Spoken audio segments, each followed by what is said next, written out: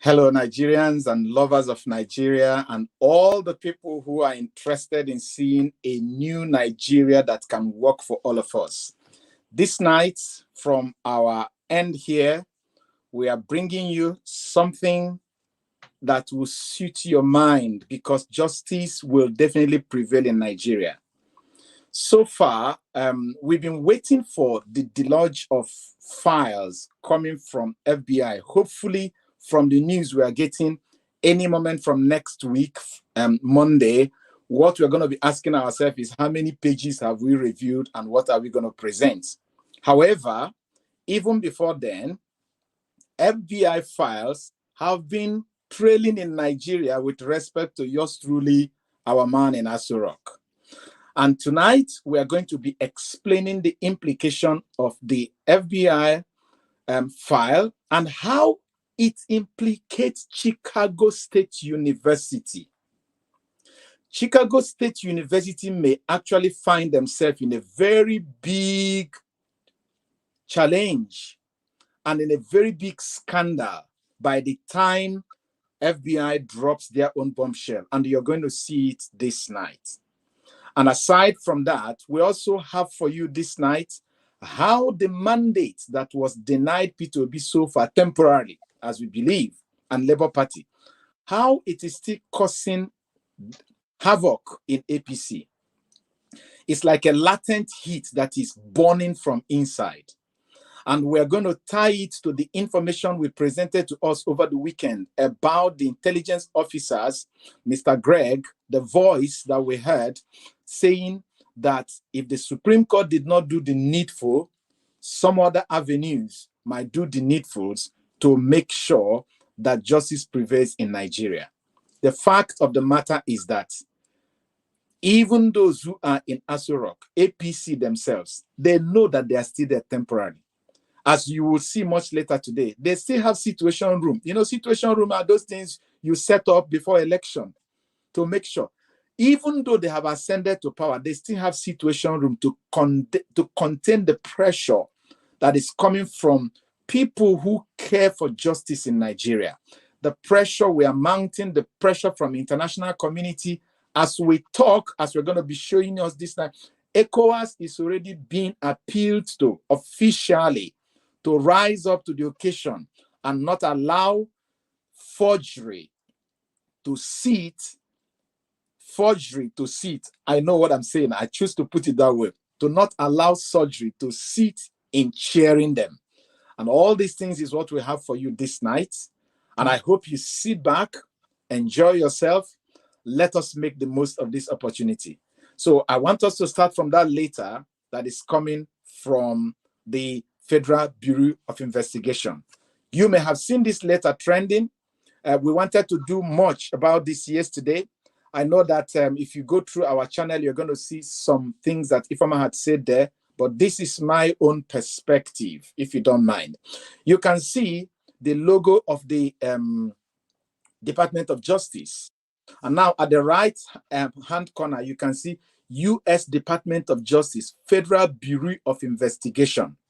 This was a letter written to the EFCC chairperson, Farida, in as far back as 2011, July, when Jonathan was in government. You notice that it was trending all through last week that Jonathan actually Jonathan government was instituting a case, withdrew a case that was instituted against Tinubu then. And people were asking, was it what Jonathan did because he was lobbying to be voted into power then? Why did he withdraw the case? You know, at the Code of Conduct Tribunal and other things. Because EFCC was on this case and all of a sudden it stopped. EFCC was on this case and all of a sudden it stopped. Just like Ganifa Wemi tried his best and Supreme Court frustrated it. How the Supreme Court frustrated it? Supreme Court said that the police should investigate the case when they have the time. When will police ever have the time? You see how technicalities is destroying justice in Nigeria? Well, that is not the case today. But what is important here is that the Federal Bureau of Investigation wrote EFCC in 2011, and I read, it says, I hope this letter finds you and your colleagues at the Economic and Financial Crime Commission well. We appreciate your continued cooperation and assistance in matters of mutual interest. I wanted to respond to your request for information made to the Federal Bureau of Investigation on January 4, 2011, regarding former governor of Lagos State, Bola Tinubu, and his enrollment through graduation from Chicago State University. Per our verification with the Chicago State University's registrar office and its official response to our inquiry, Bola Tinubu was not enrolled as a student this or any term at the reference educational institution. Should you have any further question relating to this information, I can be reached on, they put the numbers there. Okay. Now, this was passed through the Office of Legal Attaché, U.S. Consular General, Lagos. Okay, let's build the case back. Remember that during the hearing of the Election Petitions Tribunal, the Tinubu's team, Wole Olanikbekun, brought a letter written by this same U.S. Consular Office, which was addressed to Tafa Balogun, the former Inspector General of Police, when they were when Gani Fawemi was investigating the case of this same school and especially the crime of the forfeiture. And in that particular case, the FBI wrote through the consular office saying, we don't have any case of this in our file. And they ran with it then. But what they forgot is that it is the DEA that handled the case, Drug Enforcement Agency that handled the case. They did not go to Drug Enforcement Agency. They went to the FBI. And the FBI said, we don't have any case that had to do with this. But that finished in 1999 and 2003. But this particular one, when Jonathan was in government, by that time, this man had left power. He left power 2007, if you remember, as the governor of Lagos State. But there was still a very big tension between the Alliance for Democracy that later transmuted into Action Congress of Nigeria and the PDP. There was still a very big tussle. So I don't know if it was in order to buy the support of that bloc that made Jonathan's government to withdraw. You remember that when Yaradua died, in fact, even while Yaradua was in office, there was a lot of tension that the Senate had to do what they call the doctrine of necessity to make Jonathan a president. And that time when he became president newly, he was struggling, doing all he could do to lobby support. Politicians will always be politicians anyway, so they could do a whole lot of trade-off. But the fact of the matter is that this letter was written, it was received, it is in the file of EFCC. And a lot of people had alleged that even Bauer, that was removed as the chairman of EFCC, was removed because there were a lot of cases he's sitting on that will implicate a lot of APC bigwigs. So they removed him. And of course, you can see that since he was removed, all the cases being handled by EFCC against many people who are currently in Senate and who are the frontline campaigners of APC and even ministers, those cases are dead today. Nobody is investigating it again. And of course, you and I know that the new EFCC chairman that they now appointed was a part and parcel of the whole system, the Lagos boys. And so when he comes eventually to take over, even though he did not work in the law enforcement agency according to the EFCC Act, you can be rest assured that that will be a perpetual burial of the cases that affect any big person. In fact, there's a whole lot we're going to be talking this night, but I want to focus on this because there is a senator in Anambra State, Oba, who used to be from YPP. They were charging him. They were to dock him last week. And all of a sudden, boom, he changed to APC and the case was dropped. And that tells us again the whole thing that is happening, our judiciary interference, and these are all a messed up thing. But let's just focus on how this implicates Chicago State University. Now, if you remember that the registrar of Chicago State University, when they during the deposition, he said, as printed in the transcript, that the reason why they believe, they think, let me use the word they use, assumed, the reason why they assumed that the Bola A. Tinubu that is currently our president is the Bola A. Tinubu that is in their record is simply because he's the only Bola A. Tinubu they know today that is existing. They don't know any other Bola A. Tinubu that is existing.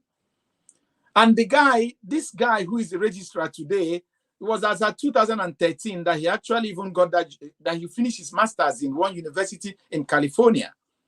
So, I mean, this is something we know that had been happening as far back as 1979. But you do know that FBI had a dossier on him, according to what they told David Hundeyin, as much as over 70,000 pages of a dossier. The question you need to ask yourself, Nigerians, is, do you think that police will all of a sudden cook up a name on the street of Nigeria and open a case file for the person? No, you open a case file if a case has been brought to you. And you need to ask yourself, how come one person has a case file that is up to 70,000 pages? And out of that 70,000 pages, based on the interest David Hundeyin told them that he's looking for, they have sorted it and say 2,500 might actually serve your interest. And in that particular respect, you can be rest assured that the real identity of the person, because if FBI said this person who is a former governor never now or before enrolled in this school, it means that they know the real BAT that was in the school. It means that they know the social security number of that person that was enrolled in the school. It means they know that even if there are 1,000 BAT that is parading around the world, that none of them is the person that enrolled in the school, that they know the one that enrolled in the school, who may be a female BAT. Are you getting what I'm saying now? So this is the in-between line I wanted us to see, that just this little letter that had been on the street of Nigeria, in the docket, in the file of EFCC since 2011, 12 years now. If Nigerians are very serious-minded people, if politicians were who they should be, if not that their personal interest is important for them only, by now we wouldn't have been in this mess we are today, because it solved all the case. But sometimes they can always trade off. They trade off matters just for their own personal interest, and they move on. But I do strongly believe that from Monday next week, we will hear more. Because if eventually a case is established from the FBI point of view, from the FBI side, that indeed a BAT attended Chicago State University. However, the BAT that attended Chicago State University is not the same BAT. Oh, it's now BAAT. It's not the same BAT or BAAT that supplied INEC with a certificate. Then case is finished. Are you there with me now? So this is my thinking. This is my logic. It might not look, I don't know, but I definitely know that they know that all this things they're saying typographical error in the Richard Dale College. There's nothing like typographical error. There's nothing like a typo error. A typographical error, an office received it, you are seeing it koro with your eyes that it says gender F, and it sees a typographical error. No, FBI will solve the case for us that it's not a typo error, that it is an authentic certificate, and that there is a BAT we know and the BAT they know. That they know plenty BAT more than we know. FBI will tell us how many BAT they know. And by the time Homeland Security brings their own information, we will now know how many BAT that they have issued social security number before. The same thing with IRS and other things like that. You never even can tell a certain BAT may have been declared dead. And all those things will be coming out from next week, hopefully. Okay, now, just before we move away from this, I think there was one beautiful video we saw when someone used to campaign. Can we listen? I don't know if you have something to say before then anyway. Yeah, Doc, thank you very much for the analysis. I just wanted to tell our viewers that before now, we had some sections of the deposition that we went through, trying to establish the fact for those of us who have not gone through the transcript, because some people are like listening to what the APC is saying that, oh, he never forged or he attended the school. They only use that name, that word, attendance, he attended. But the issue remains, did he graduate? And we try to establish that fact that even the registrar himself confirmed that he never attended, neither did he ever collected his certificate, if at all he was the person. Just like Doc has tried to establish that fact, that they said they assume, it's just an assumption. They are not sure that it is this person that attended that school. They are just saying it because that is the only name, the only person they know that bears that name around the world. And yeah, that is where we are today. So we try to establish this fact. And you can see currently, NADECO, which we know to be a body, a group of persons, which he is a member, one of them, they've taken this matter to ECOWAS, over this certificate forgery of a thing. So you can see that every responsible Nigerian is not like paying deaf ear to all these things. People that still have conscience, that have some prestige to protect, they are not keeping quiet, because it's not all about he is an APC member or I didn't vote for him. No, we are trying to clear this mess. We are trying to clean the name Nigeria, because people will just see it as if once you place Nigeria, just put forgery by the side. No, we are trying to tell the world that the way they look at us is not actually the way we are. And that is why we are pressing on this issue, so that the Supreme Court will find out time to dig and know the truth and stand with the truth. So apart from this, there's also some information coming up now that there are plans, to a kind of, let me not say frustrate, like the image I have there said, Bola Tinubu moves to block FBI, CIA, and other US agencies from releasing, confidential files as October deadline approaches. So there are moves, because they know these things are damaging. These things are damaging, and we don't want a situation where we have a president that the world will not respect.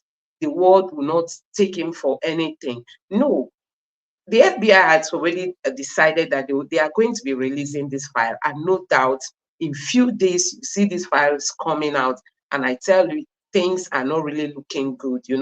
You can see that the APC, they are already making arrangements, they are already planning their way to defend what they know they cannot defend. Even when CSU, when the deposition came out, they came out to say, oh, it was not forged. Oh, he can design it the way he wants. Oh, he went to a vendor and all that. But you can see now they are silent, because they know Nigerians know the truth. Nigerians know the truth. So, Doc, before I allow you to comment on all this, let me show you guys the video of Reno Omokri. That was before now, when he was a member of the PDP, because as it stands now, we don't even know where he belongs to. We don't know if he's in the APC or if he's still in the PDP. But let me just play this video so that you know that people know the truth, but they've decided for one gain or the other, to hide the truth. But we all know that it's difficult to hide the truth. So just take a look at this video. Tinubu spokesman, a man by the name of Kehinde Bamibeto, who was his chief press secretary while he was governor and an immediate past commissioner for information. Recently, Bola Tinubu spokesman, a man by the name of Kehinde Bamibeto, who was his chief press secretary while he was governor and an immediate past commissioner for information in Lagos State, responded to my revelations about Bola Tinubu's drug past, and he wrote that the fact that Bola Tinubu is able to go in and out of the United States is proof that Bola Tinubu has nothing to hide. Now, that's not true. He's just trying to play tricks on the minds of unsuspecting Nigerians. You know, Bola Tinubu is a permanent resident holder, so that means he's a green card holder. He can go in and out of the United States even though he's been involved in a drug cartel. You know, even in Nigeria, we've got several prominent people, I know them, I don't want to mention their names, including the son of a former military head of state, who are in similar situations. They're able to go in and out of the United States. You know, it is the section 212 paragraph 8 of the Immigration and Nationalization Act that deals on that. And if you study that, you can Google it, you can see that it doesn't apply to Bola Tinubu. So the fact that he goes in and out of the United States, it's not any proof that he's not a known drug lord. Bola Tinubu is a known drug lord. And if you read his response to me, Kehinde Bamigbeto, he did not deny that. It's a fact. And then he also said that, well, it was a forfeiture of assets, and if it's a forfeiture of assets, then Bola Tinubu is not a criminal. Listen, I'm going to read for you something on the website of the Department of Justice, and I'm going to put it in the description box of this video so you can watch it yourself. Now, I'm quoting, asset forfeiture is designed to deprive criminals, look at that word, criminals, of the proceeds of their crimes. So when Bola Tinubu voluntarily agreed to an asset forfeiture judgment against him, which was a plea bargain. Incidentally, what happened is that the FBI had taken him to court, and then rather than go through trial, he reached what they call a plea bargain, which is that he agreed with the United States Department of Justice, and then they settled. So part of the settlement was that he gave up $460,000 drug money to the government. So it's an asset forfeiture. You know, he does not have the right to say that he was not convicted or is not a criminal. He is a criminal. And so that's what I'm trying to tell Nigerians. This has nothing to do. Nobody is paying me. Nobody is hyping me. I'm doing this for patriotic reasons, for love of my country. We cannot have a known drug lord as our president. No. And if Bola Tinubu is saying that what I've said is wrong, let him take me to court. It's a simple matter. Thank you for watching, and God bless you. So, Doc, ahead of the FBI releasing the files in their possession, what have you got to say about all this, together with all the images I showed on the screen? Number one is that the message Reno passed was passed before the election, when he was fighting hard for PDP to win, because he expected that if PDP had won, he would get a position. So he was selling the truth with wrong intentions, because now he's singing the praise of APC, because the guy is broke, man. He's broke. He's broke. He's looking for, these guys are jobbers. But the fact of the matter is that what he said is the truth. And it is a shame that somebody like a young man like him could flip-flop. And even the lies he's trying to do now to do a PR for APC and what have you, these people are so shameful that they can't even remember what they said yesterday. They can't even remember what they said in the morning, by the afternoon. But this is a fact. And we all know that it is a fact. We know that asset forfeiture, even the Supreme Court of the Federal Republic of Nigeria, in the case of Mohammed Abacha versus the federal government of Nigeria, said the current Chief Justice of the Federation was the lead judge who read the judgment that forfeiting your asset is the price you pay for committing a crime. Cure ED. He was a Supreme Court judge then. Today, he's the Chief Justice of the Federation. That judgment is still there.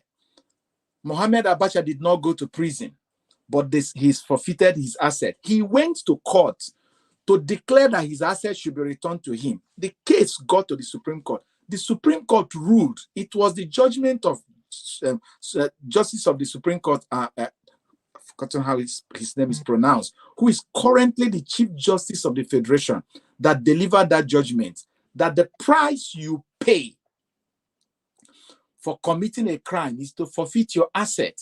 And it is a remedy, something like you use it to pay for those you have wounded, whether it's a person or a state or another body. So what is it we're not hearing? We know that. We know it. Breno said it when people thought he was fighting for justice. But of course, let's forget him. We can just filter the person and just take the message, if you understand what I mean. And now, ECOWAS, the thing is spreading. You know, this thing is like it's like a cancer. It's spreading. And as we have said here times without number, irrespective of what the Supreme Court ends up doing, there is one thing Supreme Court is capable of doing. They can say, we keep this man in power, but they know they have kept illegitimacy in power. They know that people will not buy whatever they will give us unless they give us justice. The economy is literally feeling it. Investors are not giving. Investors are reading in between lines that this is a country where the winner, the man who calls the shot may determine all. That if you have a problem with your business, you may not get justice. And those big investors that can reflate our economy, they will not come. I'm saying this from the backdrop of knowledge.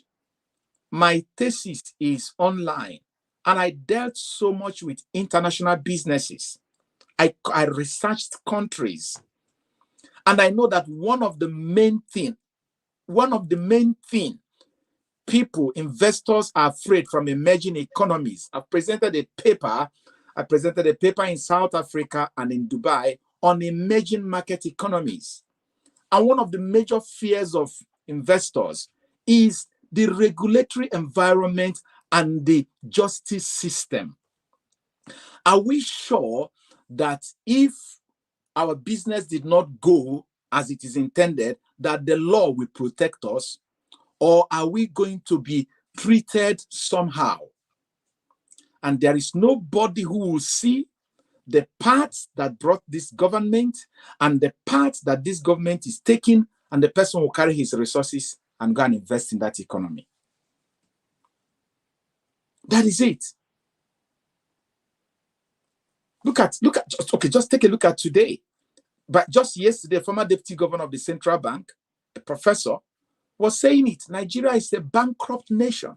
From the point of view of the economists, Nigeria is bankrupt as a country.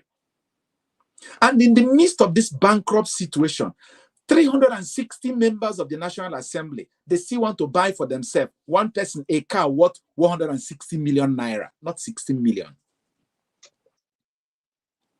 And that is for the legislature. If that is happening at the legislature, you can imagine what is happening in the departments and in the ministries. Now, the federal government, day before yesterday, we couldn't deal with it. The federal government has given somebody like Wike a blank check. The FCT fund is no longer part of the Treasurer's TSA account. They have now pulled it out. What they mean is that a blank check, Mr. Wike, settle yourself. You helped to make us this president. Settle yourself. This was Treasurer's single account that Okonjo Iweala, as an economist and an expert, brought for. They were working on it. They had started implementing it in phase before Jonathan left power in 2015. Buhari came, oh, we're going to do it. We're going to do it. They didn't even do it well. But now they are unbundling it. So that is the challenge we have. Now they have gone to ECOWAS. And you see, because of media, you are in a different part of the planet. All right? The other people are listening to us now from Australia. Others are in South Africa. Others are in Europe. Others are in America. And can I tell you something? The CIA are all over Nigeria. They are feeling the pulse of the nation. And they are radioing back to their country saying, these Nigerians are not happy. We need to help them as much as we can within the ambit of the law. And so, whether Supreme Court kept him there or did not keep him there, forget it. They know That's why they're setting up situation room. The big things are coming. All right, let's don't deal. Thank you very much. So guys, before we move at this image is coming from Owerri. Mr. Peter Obi was in Owerri together with the governorship candidate, Mr. Achonu. They've been trying to talk to the people. I don't know if you can take notes of the faces of these people here. You can see they are mostly youths. These people are tired of the kind of government we have in Imo State. So I personally want to use this opportunity to ask each and every one of us, if you have families back home, please speak to your people. If you can also go home to vote, ensure you do. Do the much you can, just like we did during the presidential election. Play your role, because we want to fix Imo State. Imo State must be fixed. We've seen what Governor Oti is doing in Abia. We want to see that being replicated in Imo State. We want to see Imo State work again.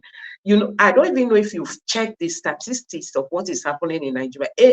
Imo State that used to be one of the best when it comes to education, you know, WAEC, both numbers in registration and people that passed and all that. Imo State is sliding. Just the security situation alone, you know, the security situation alone is something else. So businesses are not moving, and then together with, you know, schools not working the way they suppose, and the person we have there, because of all the pressure on him, he's not even like articulating, he's not himself, not to talk of finding time to know how to manage the state properly. So we really want to have a shift in government. We want to make that change, we want to make it happen.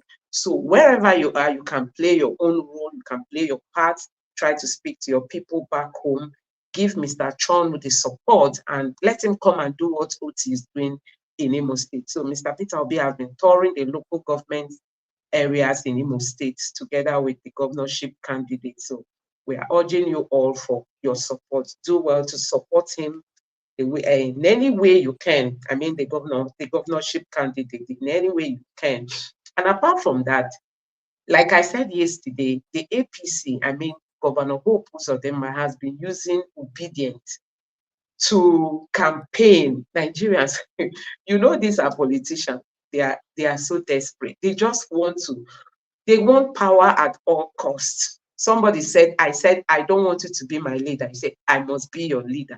That is what we are seeing in Nigeria. So see what is happening. He's now like using the name of obedient movement. People are dancing to him. It's not about any political.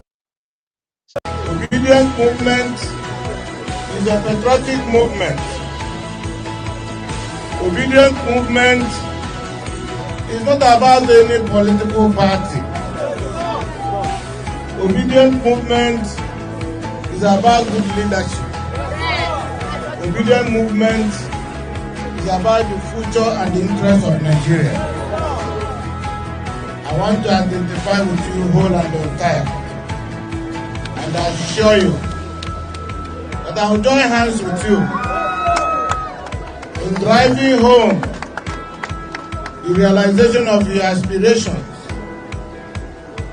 to bring an Imo State that will recognize the youth population, an Imo State that will have a clear-cut direction, an Imo State that will have a development plan. The strength of the Imo youth becomes the strength of Imo State. Please, can we thank this Acholonus campaign manager? That's what I call him. Because, can you hear me? Yeah, I can. Because he said the obedient movement is about good governance. It's as simple. You just said it. Everybody should go and vote Labour Party, because Labour Party is all about obedience. The man has said it himself. The obedient movement is all about good governance. There is nothing about obedience without Labour Party and Labour Party. The obedient movement and Labour Party is one and the same. You understand? You can see the rally. It was that rally he saw that they told him, it's a guy, your base is shaking, you can't. That's why he dropped APC slogan and what have you, and he's ramping up obedient movement. And he said he wants to join us. Good, come and join the obedient movement. You can't lead the obedient movement. You can only join. Let those who are part and parcel of obedience lead. Simple. So if Imo State people, now listen, and I'm going to say this, if Imo State people want to take for granted what these people are capable of doing by thinking that they will only go to vote. I had spoken to some people I know that are in the Labour Party in Imo State, and I said to them, beyond mobilizing people to come and vote, because I tell you the truth, even if 25% of registered voters come out to vote, they will not vote APC. There's no way they will vote APC when just their neighboring state in Abia State is a standard in Nigeria.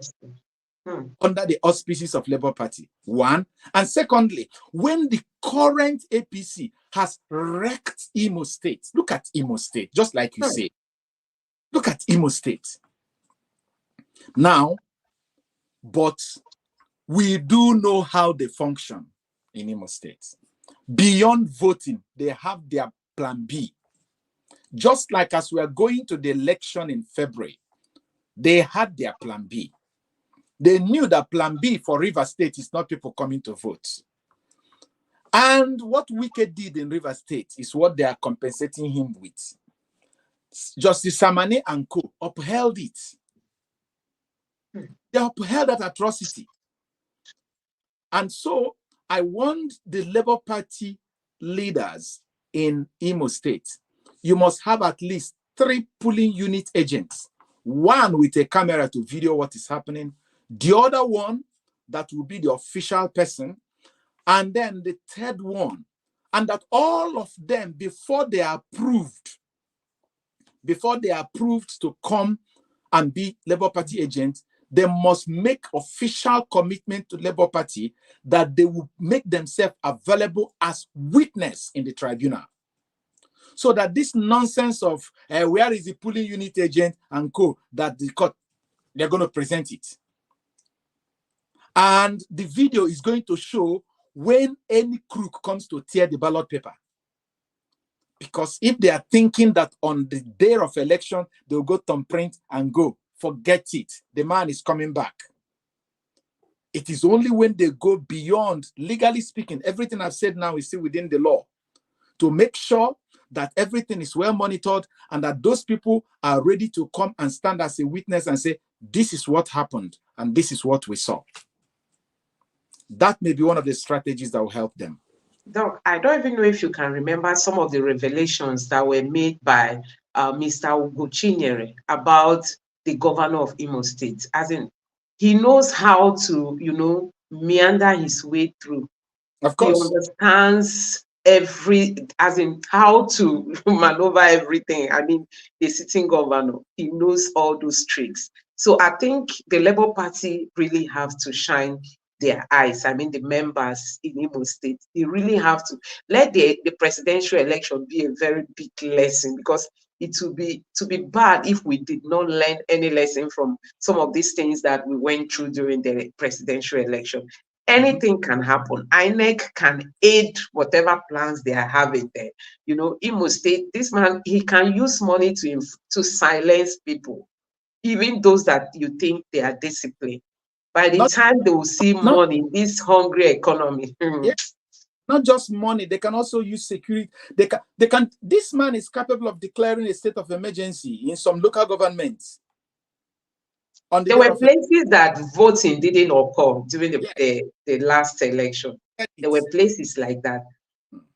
So we really have to, and let's ensure we learn our voices. If you have a platform, be it Twitter, Instagram, Facebook, you can be making posts about this election and keep talking to people. We have to join hands from wherever we are residing, to ensure that the Labour Party wins. We want to see what is happening in Abia or in Imo State. You need to go and see Abia. Abia is transforming by the day, as in every day, new things. You see new things that Oti is doing, and he keeps promising the people of more good things to come. So we want to see that being replicated. You can imagine 4 years in office of this governor. We've not seen anything that he has done. Some people said he worked on some roads. These roads were already being constructed before he came. So he just came to complete them. And he quickly asked Buhari to come and commission them. He has not really done anything. If you go to Imo State, nothing is happening there, as in nothing is happening. So we must help to ensure that this change happens. So Doc, let's look at this news about our judiciary.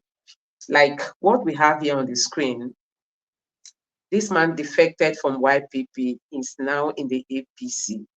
And after his defection, if you can take note of the handle that tweeted this, Chidi Odinkalu, if we know him, is a renowned lawyer. So this tweet is not just coming from anybody. So he tweeted this, and he was saying that this distinguished senator from Anambra South abandoned YPP and crossed over to APC. Today, at his criminal trial before the Federal High Court in Lagos, this body, the AMCON Nigeria, applied to withdraw the charges against him, and the court duly obliged. So you can see the Nigeria you can see the kind of Nigeria we have today. For the fact that he has defected, he's now a member of the APC, all the charges against him have all been dropped. That brings us to the revelation that was made by Mr. Abu, one of the senators. He said he was removed by the Supreme Court. You know, he lost his seat. So he's no more a member. And he was saying that it's because he didn't support Akpabio. That's why they are removing him, that more 4 persons will be going. So that brings us to the question, does it mean it's our politicians that are now controlling our judiciary with what is happening? Doc, I'll leave you to talk more on this. I mean, it's very simple. It's very simple. Former Senator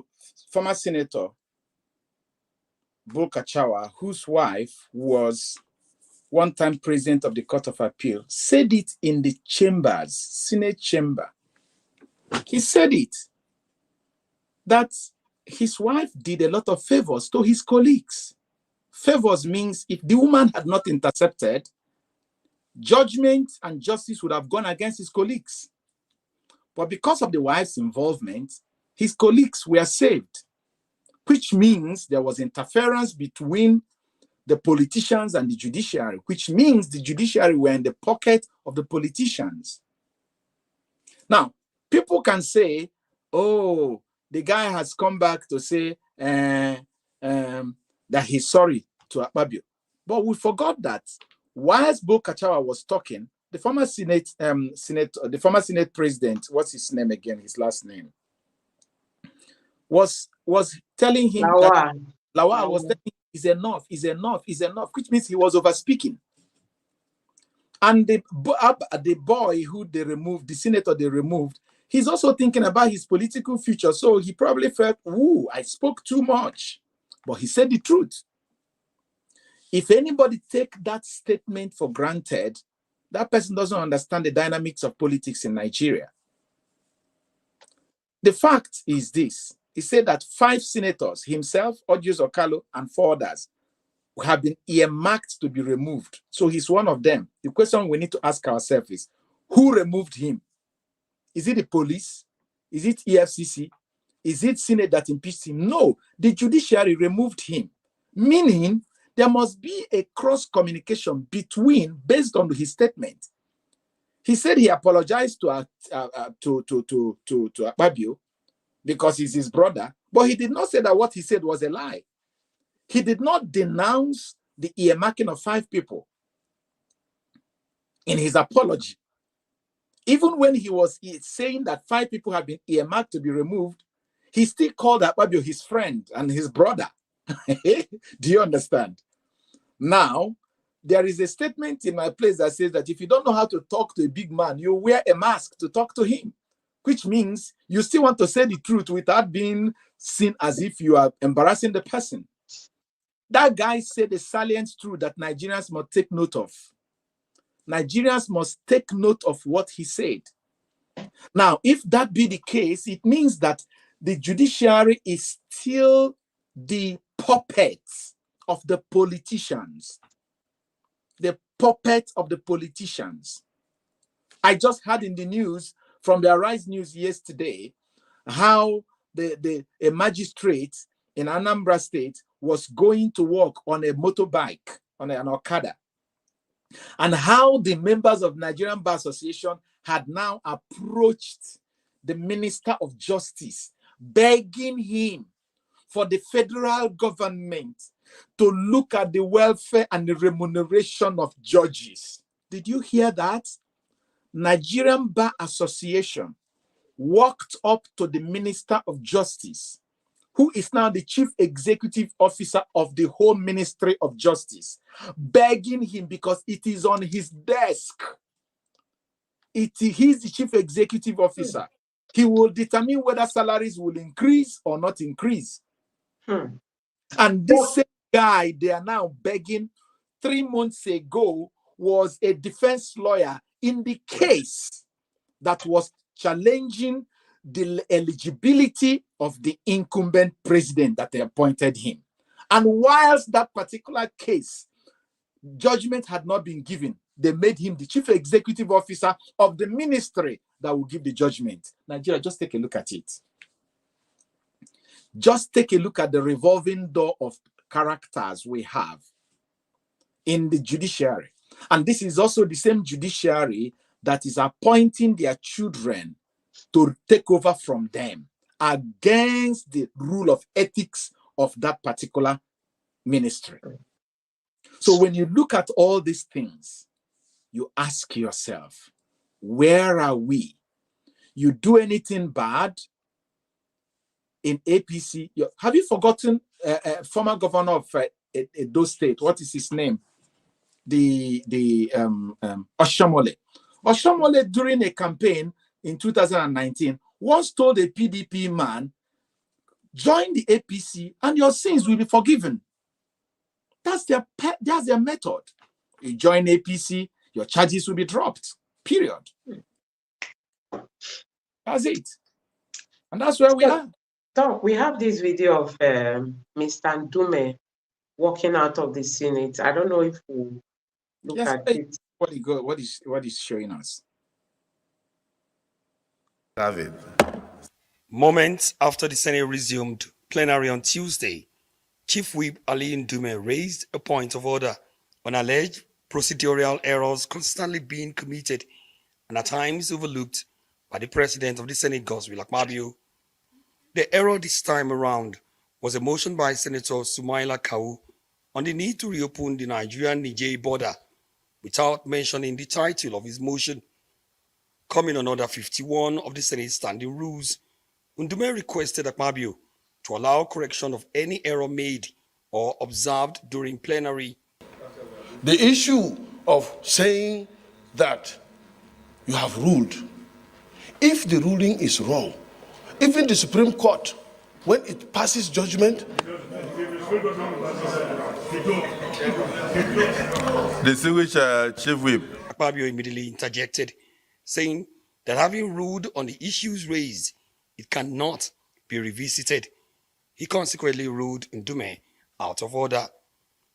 Efforts by Senator Sunday Karimi from Kogi West to sustain Ndume's argument through another point of order was also swiftly ruled out of order by Akpabio.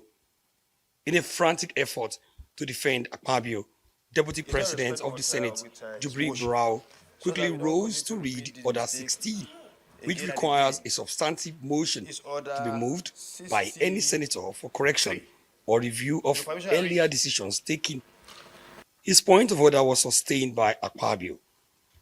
Infuriated by this, Ndume raised another point of order, Order 54, insisting on the correction of the alleged error.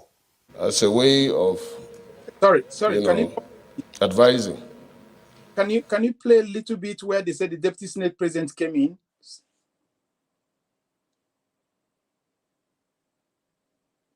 Play. Good. Yes. Correction or review of earlier decisions taken. His point of order was sustained by Akpabio. I didn't hear it. Infuriated by this, Ndume raised another point of order, Order 54, insisting on the correction of the alleged error. As a way of, advising the Senate on the way we do things. Mr. President, this is the Senate. This is the Senate. But without being allowed to make a full presentation of his arguments, the President of the Senate ruled him out of order again. Coming before the Senate. So as we are coming under Order 54, this is what is written there. So I'm sorry, Leader, we rule you out of order. Angered by Akpabio's action, Ndume packed his documents and stormed out of the chamber. Ndume's action subsequently forced the Senate into a closed door, but following a tip-off that the Senate was about to deliberate on this matter, he swiftly returned to join the closed-door meeting. Okay. Since his election in June 2023, Akpabio has had a series of disagreements with his colleagues, starting with an alleged deliberate sidelining of ranking All Progressive Congress and People's Democratic Party senators in the selection of principal officers of the 10th Senate. Since then, there has been widespread speculation of an impeachment plot against Akpabio. On Monday, Senator Ishaku Abu, who was removed from the Senate by the appeal court, told journalists that 5 anti-Akpabio senators, including himself and former governor of Abia State, Orji Uzor Kalu, had been penciled to be kicked out of the Senate by all means. This was on the day the Senate called on the federal government to declare a national emergency on drugs, abuse, and trafficking in Nigeria. The resolution of the Senate followed a motion by Senator Babangida Hussein, who in his lead debate said Nigeria was currently facing a rise in drug abuse which has reached an unprecedented level. The Senate is invited to note that Nigeria is currently... Point of order. Okay. On alleged procedural errors constantly... It's okay. Before we continue, I would like to read for us the duty of a whip. A whip. One of the responsibilities of a whip, can you hear me? One of the responsibilities of a whip is making sure the maximum number of their party members vote and vote the way their party wants. That's the main duty of a party's whip. This person is the chief whip of APC, which means it is the duty of this man to rally members in what to vote for on the floor. As it were, it means that he's actually the de facto leader of the party, the hidden hand in the party. Do you understand what I mean? Now, keep that by the side. The commentary here said that there had been a drag between Akpabio and the principal officers. Keep that too by the side as number 2. The man that was removed said 5 people had been earmarked to be removed from the Senate by any means possible. Keep that as point number 3. And we had already said, I am not taking that statement for granted. He vomited out of anger a secret to Nigerians, just like Bulkachawa vomited. They were telling him, stop, stop, stop. But he said the truth. If you remember that earlier this week, we had a program where we mentioned how people who are into international affairs and in security sectors in America are worried about Nigeria. And that if the Supreme Court did not do the needful, the legislature in Nigeria may pull the string. You remember? And you know that Akpabio is there to protect the interests of the president. Seriously, he's his candidate. He wears his cap. And many other senators there, even though they are in APC, they are not in line with this mandate that was taken away from the rightful owner. They are not in support of even their president who is there on their party's ticket. So when these intelligent officers from countries like US and UK start talking, start listening, because they know us better than ourselves. As I said, they are the people who even alert Nigerians that there is a crisis coming in certain places. Have you remembered? They will say that they are plotting to attack in certain places, and they will tell their citizens to stay away from the place before our own police will sweep into action. Which means their ears are closer to the ground than even Nigerians. Peter Obi's mandate is still cracking grounds in Nigeria. His mandate that they stole from him, you know, they ate too much, they can't swallow it. And no matter how they try, with all the baggage that is now coming out, let me tell you, a little knock on the Senate will surprise you. You might say, is it possible? Very, very possible. Very, very possible. Ali Ndume is the chief whip, and you can see vehemently. Did you notice that the deputy Senate president, I don't know if you can scroll it back, the deputy Senate president came in his defense by reminding the Senate president that there is a rule that makes the provision for someone to be called. Meanwhile, this Ali Ndume had been in the legislature, I think, since 1999, from House of Representatives to Senate. The deputy Senate president had only been in Senate for 4 years. This is his 5th year. So this man knows the rule 10 times better than him. So when we say that Obi's mandate is causing a big crack, okay, look at it. Governor Hope is using obedient slogan to campaign. What does that tell you? Their own rhetorics, their own slogan cannot sustain them. They have to borrow obedience. For every moment they say obedience, they don't know that what they're saying is that Peter Obi represents good governance, because obedience means Peter Obi. People who believe in the ideology and in the values of Peter Obi are called obedient. Whether you're Yoruba, you're Hausa, whether you're Christian, you're Muslim, whether you're a theist, because they believe in his political ideals, they are the people called obedient. And for Hope Uzodinma to go and say, obedient movement is all about good governance, he's trying to say Peter Obi's ideology is what Nigeria need. That's what he said. So the things they ate is choking them. In the Senate, is causing them problem. I hope you know that the Inyang Okoro, who is the head of the panel, the Supreme Court panel, the 7-man panel, that there is already a squabble amongst the Supreme Court judges, because they wanted to mandate them to extract from them a commitment that they will rule in favor of APC. And they're having problem. They are already having problem. So, obedience. Let's keep hoping. Let's keep praying. A new Nigeria is coming, and I hope it will come sooner than we expected.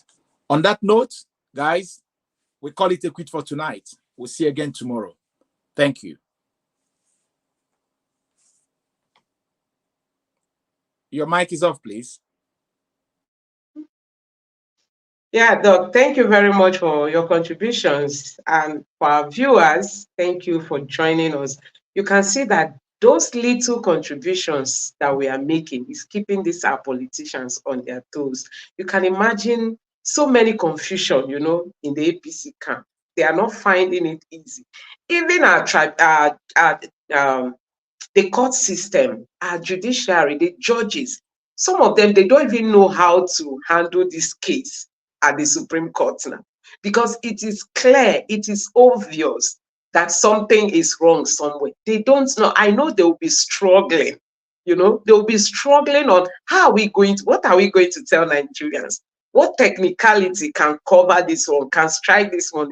These are some of the things they will be fighting, within themselves, because it's very clear that there is no way they can hide this from the Nigerian people. All we need is justice to the people. So these little contributions that we are making is going a long way, you know, in paving way for a new Nigeria to be born. And no doubt we are going to see that new Nigeria better. So guys, we want to say a very big thank you for joining us. And please give this video a like so that YouTube can recommend it for more people to watch. Subscribe to this channel. That's the only way you can support us, and turn on the bell notification. That is very, very important.